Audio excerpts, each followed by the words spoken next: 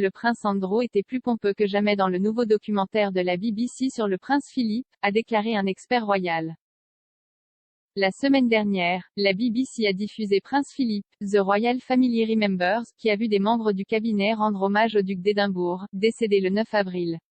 Le programme a été initialement conçu pour marquer le 100e anniversaire du duc le 10 juin.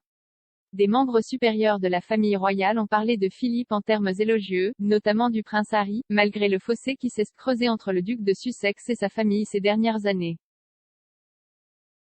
Étonnamment, le fils de Philippe, Andrew, a également été inclus malgré sa bataille juridique en cours à New York et l'examen minutieux auquel il a été confronté en raison de son affiliation avec le délinquant sexuel condamné Jeffrey Epstein.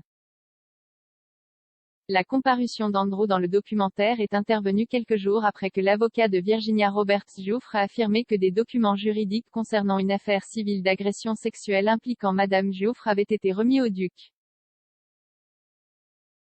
Madame Giuffre poursuit Andrew pour l'avoir agressée sexuellement alors qu'elle avait 17 ans, bien que le roi ait fermement nié les allégations et réside actuellement à Balmoral.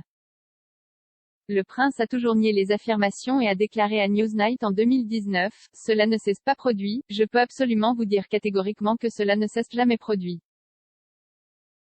Je n'ai aucun souvenir d'avoir jamais rencontré cette dame, aucun du tout. »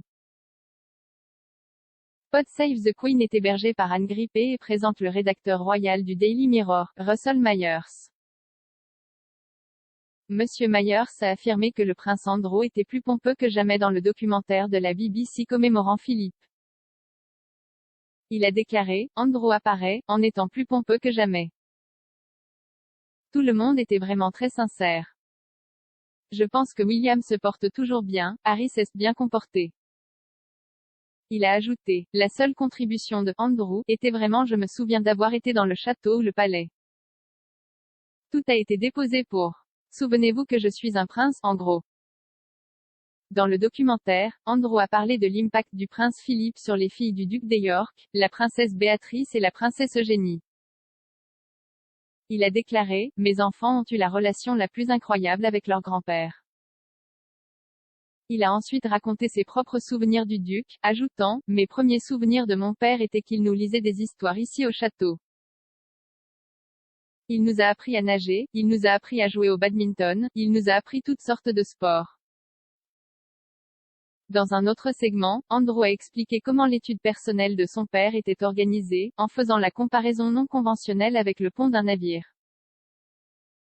Il a déclaré, son bureau ressemblait un peu à un pont de navire, car le pont est très bien organisé dans le sens où tout est à portée de main.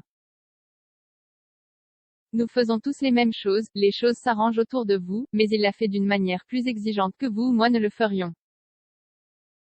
Contre-coup après l'interview de Newsnight sur l'accident de voiture du duc de York en novembre 2019 avec Emily Maitli au sujet de sa relation avec Epstein, il s'est retiré de ses fonctions publiques, y compris tous ses parrainages.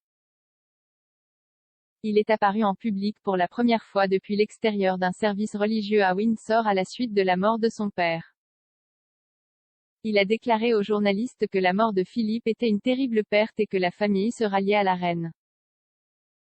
Pour vous abonner à Pod Save the Queen, rendez-vous sur votre fournisseur de podcast habituel.